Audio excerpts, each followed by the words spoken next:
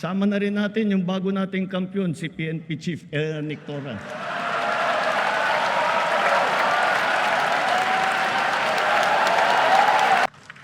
Bubuo tayo ng bagong pambansang programa para sa sports development.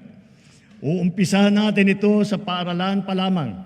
Ibabalik natin ang mga sports club at magsasagawa tayo ng mga palaro at intrams sa lahat ng pampublikong paaralan.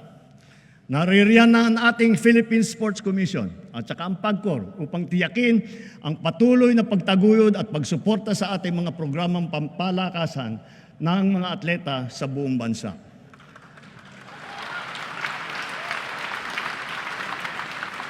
Dahil sa mga ito, ang ating kabataan ay maagang namumulat sa sport, humuhusay at tumataas ang kumpiyansa.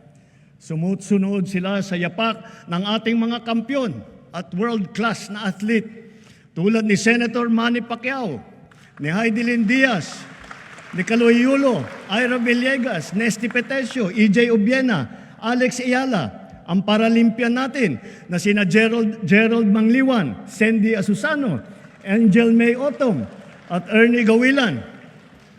Sama na rin natin yung bago nating kampiyon, si PNP Chief Nick Torran.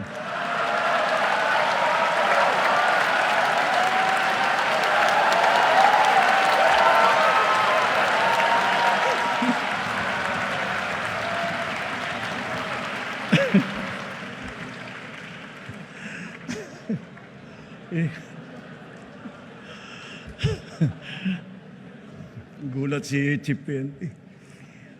At siyempre, pati pa ang ating kampiyon sa Asian Winter Games, Philippine Men's Curling Team. Akalain mo nga naman, walang winter dito sa Pilipinas.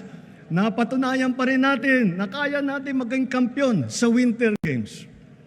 Kilalanin natin ang mga atleta na umani ng karangalan para sa Pilipinas.